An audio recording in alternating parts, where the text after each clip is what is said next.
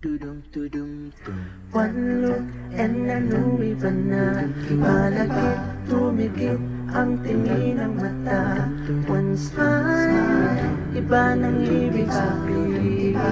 Hindi na friends ang tingin niya sa akin. Everyday, parating we're together every week. Palaging may sleepover.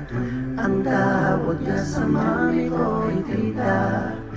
Bakit ba di ko noon nakita until out of the blue? I'm feeling so true. Bigla na lang sinabi sa akin that this guy's